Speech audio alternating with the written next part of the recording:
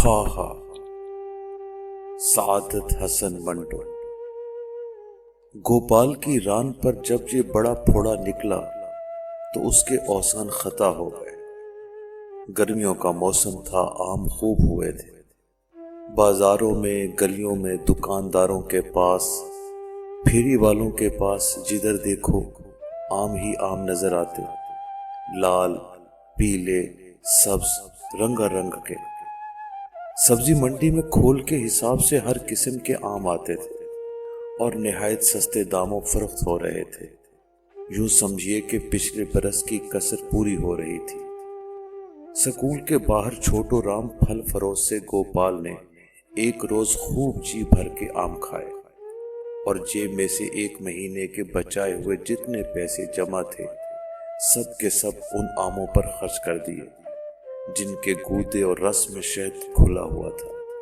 उस रोज छुट्टी के वक्त आम खाने के बाद उंगलियां चाटते हुए गोपाल को स्कूल के हलवाई से दूध की लस्सी पीने का ख्याल आया था और इस ख्याल को अमली जामा पहनाने की खातिर उसने गंडा राम हलवाई से पाव भर दूध की लस्सी बनाने को भी कहा था, मगर हलवाई ने यह कहकर इनकार कर दिया था, बापू गोपाल, पहला हिसाब चुका दो तो उधार दूंगा वरना नहीं। गोपाल ने आम ना खाए होते या अगर उसकी जेब में थोड़े बहुत पैसे होते तो वहीं खड़े खड़े गंडा राम का हिसाब चुका देता और कुछ नहीं तो नकद दाम देकर लस्सी का वो गिलास ले लेता जिसमें बर्फ का टुकड़ा डुबकियां लगा रहा था और जिसे हलवाई ने बुरा सा मुंह बनाकर पीछे लोहे के थाल पर रख दिया था। मगर गोपाल कुछ भी न कर सका और उसका नतीजा ये हुआ कि चौथे रोज उसकी रान पर यह बड़ा फोड़ा निकल आया और 3-4 रोज तक उभरता रहा। गोपाल के औसान खता हो गए। उसकी समझ में ना आता था कि क्या करे। वो फोड़े से इतना परेशान नहीं था जितना कि उसके दर्द से, और सबसे बड़ी मुसीबत ये थी कि फोड़ा दिन ब दिन लाल होता चला जा रहा था और उसके मुंह पर बदन की झिल्ली फटना शुरू हो गई थी। बाज़ औकात गोपाल को यह मालूम होता कि फोड़े के अंदर कोई हंडिया उबल रही है और उसके अंदर सब कुछ एक ही उबाल में निकलना चाहता है। ये चीज उसे बहुत परेशान कर रही थी और फोड़े की जिसामत देखकर एक मर्तबा तो उसे ऐसा मालूम हुआ था कि उसकी जेब में से कांच की गोलियां निकलकर उसकी रान में घुस गई है। गोपाल ने घर में फोड़े की बाबत किसी से जिक्र न किया। वो जानता था कि अगर पिताजी को इसका पता चल गया तो वो अपने थाने की मक्खियों का सारा गुस्सा उसी पर निकालेंगे और बहुत मुमकिन है कि वो उसे उस छड़ी से पीटना शुरू कर दें जो थोड़े रोज हुए गिरधारी वकील के मुंशी ने वजीराबाद से उन्हें तोहफे के तौर पर लाकर दी थी। माँ का मिजाज भी कुछ कम गर्म न था। वो अगर उसे आम खाने के जुर्म की सजा न देती तो इस गलती पर उसके कान खींच खींच कर जरूर लाल कर देती कि उसने घर के बाहर अकेले अकेले आम क्यों उड़ाए। उसकी माँ का असूल था कि गोपाल, अगर तुझे जहर भी खाना हो तो घर में खाना। गोपाल अच्छी तरह जानता था कि उसके असूल के पीछे उसकी माँ की सिर्फ ये ख्वाहिश थी कि गोपाल के मुंह के साथ उसका मुंह भी चलता रहे। कुछ भी हो, गोपाल की रान पर फोड़ा निकलना था, निकल आया। उसका बायस जहां तक गोपाल समझ सका था वही आम थे। उसने फोड़े की बाबत घर में किसी से जिक्र न किया था। उसको अपने पिताजी की वो डांट अच्छी तरह याद थी जो गुस्ल खाने के अंदर बताई गई थी। उसके पिताजी लाला परशुराम दास थानेदार लंगोट बांधे नल की धारी के नीचे अपनी गंजी चंद यार रखे और बड़ी तोंद बढ़ाए मूंछों में से आम का रस चूस रहे थे। सामने बाल्टी में 1 दर्जन के करीब आम पड़े थे जो उन्होंने सुबह सवेरे एक ठेले वाले से उसका चालान काट कर हासिल किए थे। गोपाल बाप की पीठ मल रहा था और मैल की मरोड़ियां बना रहा था। जब उसने हाथ साफ करने के लिए बाल्टी में डाले थे और चुपके से एक आम उड़ाना चाहा था तो लाला जी ने बड़े जोर से उसका हाथ झटक कर छोटे से आम को मूंछों समेत मुंह में डालते हुए कहा था, बेशरम, तुझे बड़ों का लिहाज करना जाने कब आएगा। और जब गोपाल ने रोनी सूरत बनाकर कहा था, पिताजी, आम खाने को मेरा भी तो जी चाहता है, तो थानेदार साहब ने आम की गुठली चूस कर मोरी में फेंकते हुए कहा था, गोपू, तेरे लिए ये आम बहुत गर्म था, थोड़े फसिया चाहता है तो बेशक खा ले, 2-3 बार शें और हो लेने दे, फिर खूब ठाट से खाइयो। तेरी माँ से कहूंगा वो लस्सी बना देगी, चल अब पीठ मार। और गोपाल ने ये रुकावट की बात सुन खामोशी से अपने पिता की पीठ मलना शुरू कर दी थी, और आम की मिठास ने जो पानी उसके मुंह में भर दिया था उसे देर तक निगलता रहा था। उसके दूसरे रोज उसने आम खाए और चौथे रोज उसकी रान पर फोड़ा निकाल आया। उसके पिता की बात सच्ची साबित हुई। अब अगर गोपाल घर में किसी से इस फोड़े की बात करता तो जाहिर है कि खूब पिटता। यही वजह है कि खामोश रहा और फोड़े का बढ़ाव बंद करने की तदबीरें सोचता रहा। एक रोज उसके पिताजी थाने से वापसी पर जब घर आए तो उसके हाथ में एक लंबी सी बत्ती थी। गोपाल की मां को आवाज देकर उन्होंने ये बत्ती उसके हाथ में दे दी। ये बत्ती उसके हाथ में देकर कहा, ले, आज बड़े काम की चीज लाया हूं। बंबई का मरहम है, 100 दवाइयों की एक दवा है। फोड़े फिंसिया की बहार है, जरा सा फाहा फोड़े पर लगा दोगी तो यूं आराम आ जाएगा। यूं बंबई का नखालिस मरहम है, संभाल के रख। गोपाल अपनी बहन निर्मला के साथ सहन में गेंद बल्ला खेल रहा था। इत्तफाक की बात है कि जब थानेदार जी मरहम देकर अपनी पत्नी को कुछ समझा रहे थे तो निर्मला ने जोर से गेंद फेंकी। गोपाल का ध्यान बाप की तरफ था। गेंद फोड़े पर जोर से लगी। गोपाल बिलबिला उठा, लेकिन दर्द को अंदर ही अंदर पी गया। वो स्कूल में मास्टर हरि राम के मशहूर वैद्य की मार खाकर दर्द सहने का आदी हो चुका था। उधर गोपाल के फोड़े पर गेंद लगी, उधर उसके बाप की आवाज बुलंद हुई, जरा सा फाहे पर लेप करके लगा दोगी, यूं आराम आ जाएगा, यूं।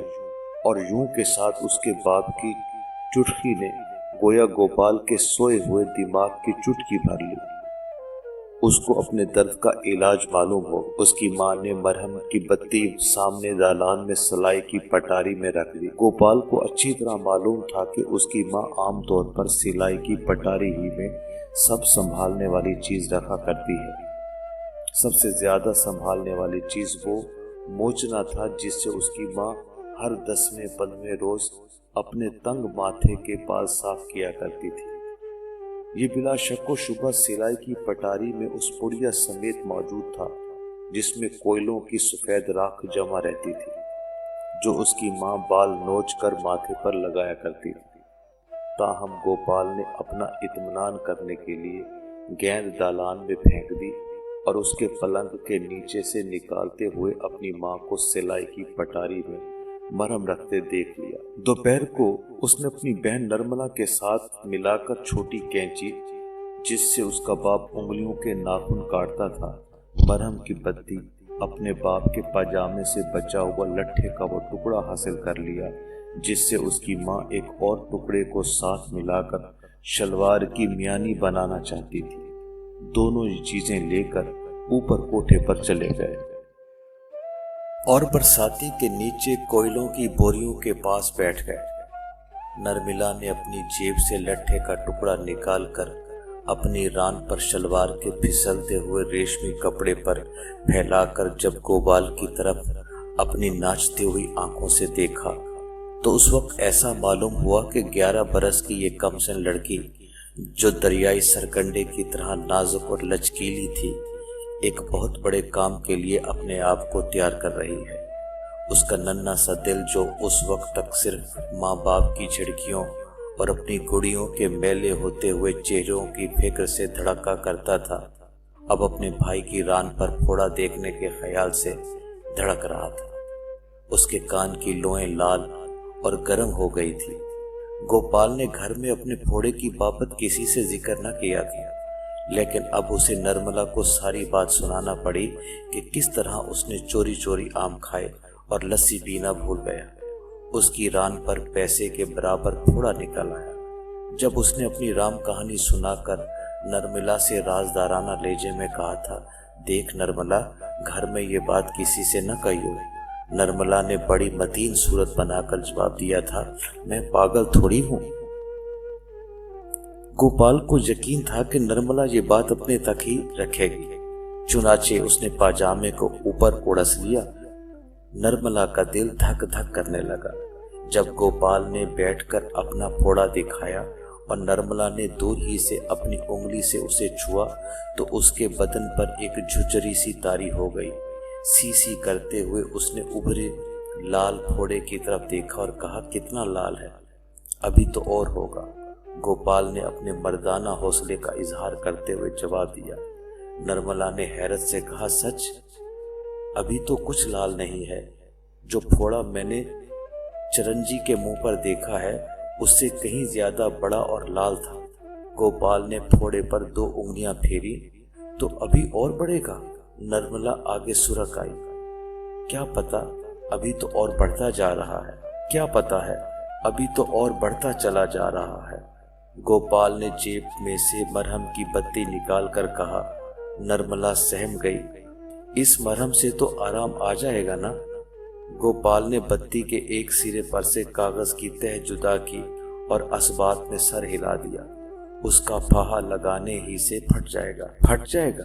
नर्मला को ऐसा मालूम हुआ कि उसके कान के पास रबड़ का गुब्बारा फट गया है और दिल धक से रह गया है और उसके अंदर जो कुछ है फूट बहेगा। गोपाल ने मरहम को उंगली पर उठाते हुए कहा। नर्मला का गुलाबी रंग अब मुंबई के मरहम की तरह पीला पड़ गया था। उसने धड़कते हुए दिल से पूछा, मगर ये फोड़े क्यों निकलते हैं भैया? गर्म चीजें खाने से, गोपाल ने एक माहिर तबीब के से अंदाज में जवाब दिया। नर्मला को वो 2 अंडे याद आ गए जो उसने 2 माह पहले खाए थे। वो कुछ सोचने लगी। गोपाल और नर्मला के दरमियान चंद बातें और हुई। उसके बाद वो असली काम की तरफ मुतवज्जे हुए। नर्मला ने लट्ठे का एक गोल फाहा बड़ी निफासत से, ये रुपए के बराबर था और उसकी गोलाई में मजाल है जरा सा नक्श भी हो, इसी तरह गोल था जिस तरह नर्मला की माँ के हाथ की बनी हुई रोटी गोल होती थी। गोपाल ने उस फाहे पर थोड़ा सा मरहम लगा दिया और उसे अच्छी तरह फैलाने के बाद फोड़े की तरफ गौर से देखा। नर्मला गोपाल के ऊपर झुकी हुई थी और गोपाल की हर हरकत को बड़ी दिलचस्पी से देख रही थी। गोपाल ने जब फाहा अपने फोड़े के ऊपर जमा दिया तो वो कांप गई, जैसे उसके बदन पर किसी ने बर्फ का टुकड़ा रख दिया है। अब आराम आ जाएगा ना? नर्मला ने नीम सवारी अंदाज में कहा। गोपाल जवाब देने भी ना पाया था कि बरसाती के बराबर वाली सीढ़ियों पर किसी के चढ़ने की आवाज सुनाई दी। ये उनकी माँ थी जो गालिबन कोयले लेने के लिए आ रही थी। गोपाल और नर्मला ने बैक वक्त एक दूसरे के चेहरे की तरफ देखा और कुछ कहे सुने बगैर सब चीजें इकट्ठी करके उस पुराने संदूक के पीछे छुपा दी जहां उनकी बिल्ली सुंदरी बच्चे दिया करती थी और चुपके से भाग गए। यहां से भागकर गोपाल नीचे गया तो उसके बाप ने उसे बाहर फालूदा लाने के लिए भेज दिया। जब वापस आया तो उसे गली में नर्मला मिली। फालूदे का गिलास उसके हवाले करके वो चरंजी के घर चला गया और इस तरह इन चीजों को अपनी जगह पर रखना भूल गया जो माँ के अचानक आ जाने से उसने और नर्मला ने संदूक के पीछे छुपा दी थी। चरंजी के यहाँ वो देर तक ताश खेलता रहा। खेल से फारिग होकर जब वो चरंजी के बगल में हाथ डाले कमरे से बाहर निकल रहा था तो किसी बात पर उसका दोस्त हंसा और उसके दाहिने गाल पर फोड़े का निशान लंबी सी लकीर बन गया। उसको देखकर फौरन ही अपने फोड़े का ख्याल गोपाल को आया और इस ख्याल के साथ ही उसे वो चीजें याद आ गईं जो संदूक के पीछे पड़ी थी। चरंजी के बगल से हाथ निकालकर वो भागा। घर पहुंचकर उसने वहां की फिजा देखी। उसकी माँ सहन में बैठी उसके बाप से मिलाप अखबार की खबरें सुन रही थी। दोनों किसी बात पर हंस रहे थे। गोपाल उनके पास से गुजरा। दोनों ने उसकी तरफ देखा मगर इससे कोई बात न की। गोपाल को इत्मीनान हो गया कि अभी तक उसकी माँ ने अपनी सिलाई की पिटारी नहीं देखी। चुनाचे वो चुपके से कोठे पर चला गया। बड़े कोठे को तय करके दरवाजे के अंदर दाखिल होने ही वाला था कि उसके कदम रुक गए। संदूक के पास बैठी नर्मला कुछ कर रही थी। गोपाल पीछे हट गया और छुप कर देखने लगा। नर्मला बड़े इन्हमाक से फाहा तराश रही थी और उसकी पतली पतली उंगलियां कैंची से बड़ा नफीस काम ले रही थी। फाहा काटने के बाद उसने थोड़ा सा मरहम निकालकर उस पर फैलाया और गर्दन झुकाकर अपने कुर्ते के बटन खोले। अपने सीने की दाहिनी तरफ छोटा सा उभार था। उसे मालूम होता था कि नलकी पर साबुन का छोटा सा नामुकम्मल बुलबुला अटका हुआ है। नर्मला ने फाहे पर फूंक मारी और उसे अपने नन्हे से उभार पर जमा दिया।